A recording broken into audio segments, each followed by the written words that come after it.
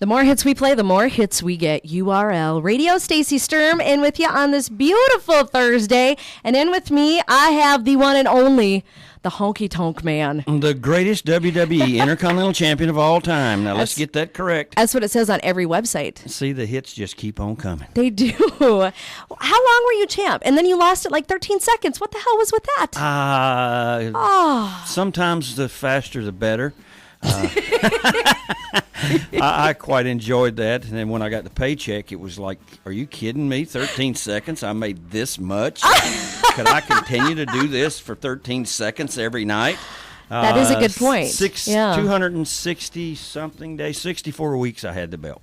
64 weeks. 64 weeks, 15 months. Wow. Now, out of all the people you wrestled, who was your favorite?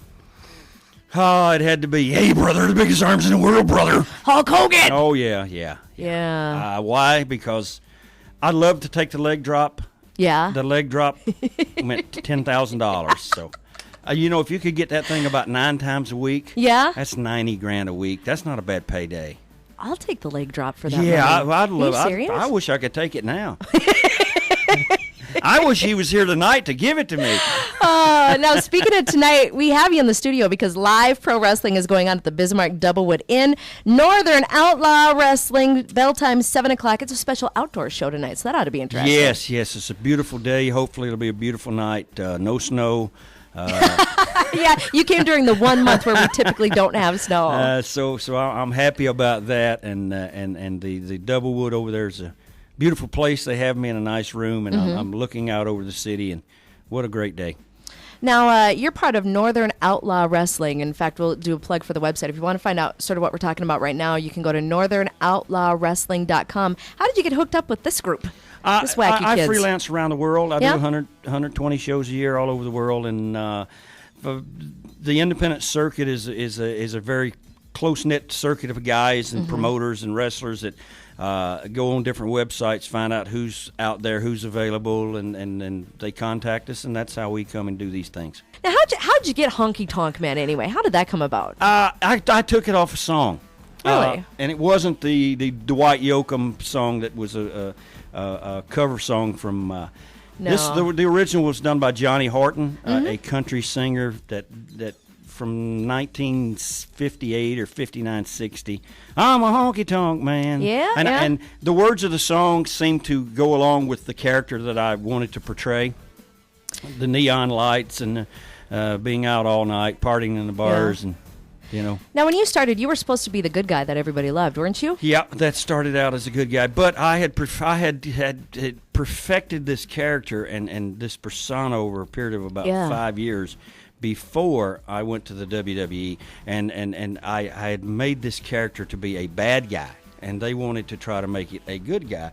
Yeah. Vince McMahon, who's a marketing person, genius there, he could see little kids in jumpsuits and Elvis scarves and wigs and glasses with sideburns. And, it sounded all great, but I told him right off, I don't think this thing's going to work. And after about 3 months of people wanting to kill me, they had to finally make a move. And Jesse the Body Ventura, which you people know from up this way, it was his idea to do this. We did a thing, call in and call this number, and my vote of confidence, do you like the Honky Tonk Man? And of course, I got millions of votes that said they hated me. Yeah, so you ended up becoming the heel. I became the bad guy. Yeah.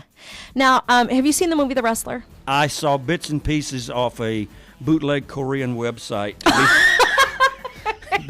before it ever came out. So, really? And of course, it was jumping and skipping and so I've not seen the whole thing, but from what I've heard, it's about 90% true. Of course, you got to add 10% Hollywood in there. Oh yeah, they got to glam it up a little bit. Now, is it true? Have you heard that? I don't know of any of my guys though that's living in house trailers. I was going to say it's supposedly about Jake the Snake Roberts. No, is that true? I don't know. I mean, Greg Valentine says he was a consultant. Greg the Hammer Valentine. He says it's about him, and then I mentioned the part about, what does your wife say when it's about you, and here's a guy got a girl in a bathroom. Yeah. And he's hooked up with the stripper. That wasn't me, that was Jake. Yeah. Yeah, that part. That was based on Jake. Now I hear and of course my wife says, "Did you guys really do that?" I said, "Look, I told you a long time ago. Don't ask me how I make this money." Are you still married? Yeah, but okay, I mean, right. she came along 15 years after I'd already been in this business. So, I mean, okay. you can't go back and change something you had done 15 years before you meet somebody and say, well, yes, honey, I was a saint of all saints. Exactly. Look, I did it all. I did everything. But I did it in moderation.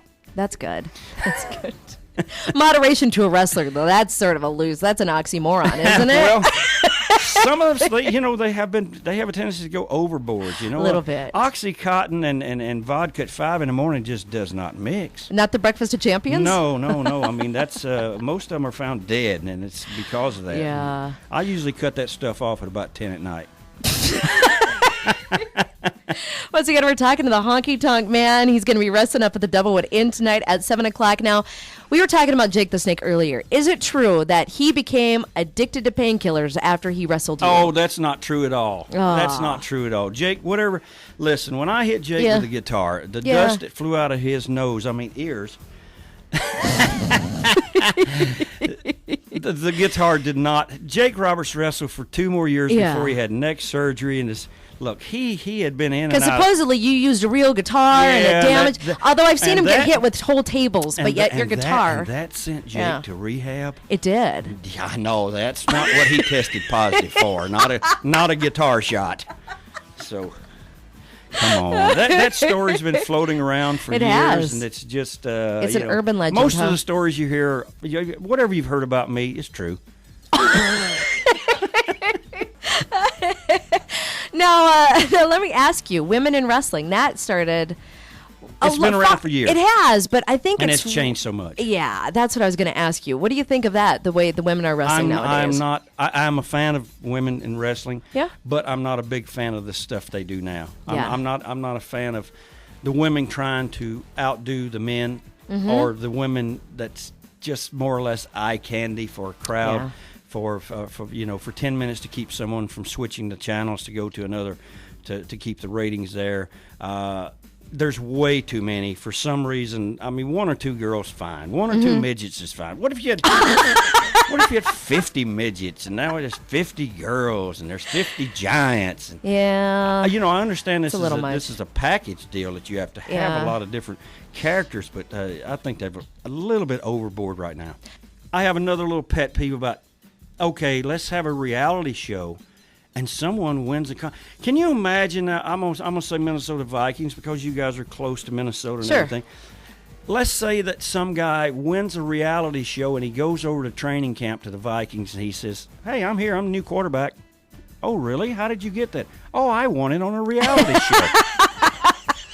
You know what? Okay. I think that's pretty close to how the Vikings are working now. Well, to tell you the truth, I mean, I have to be honest. That's the Cardinals down in Phoenix, where I'm from.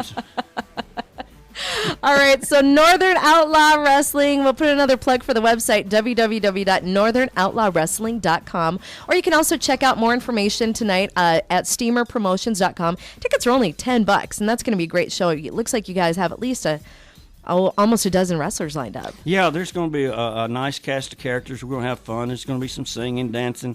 Of course, there could be some guitar playing. Now, a lot of people might worry about bringing their kids out. What do you think? It's a family show. Okay. There'll be none of that nonsense you see. No nudity, no bad language. And I have to say, my little guy, Ty's out there. He's 5, and I don't believe you've offended him yet. No. I think you're probably okay. Not. In fact, they gave me a new move. They were talking about...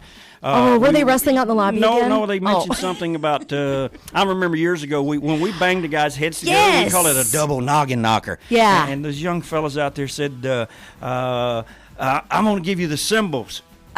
Let's do the cymbals where they... Was that my little guy? I guess they were going to bang each other's heads together and call it the cymbals, which... That's what I call it in my house. It's a whole new thing for me now. So in the locker room now, I'm going to mention that and see how many of the young fellas know what I'm talking about. Because I'll tell you why. When he's naughty, I threaten to give him and my daughter, when they're fighting, I'm like, oh, don't make me give you the cymbals. Oh, gosh. I will. Boy. See, do you want to take me in the ring? Come on, Honky Tonk. That's way too violent for me. All right.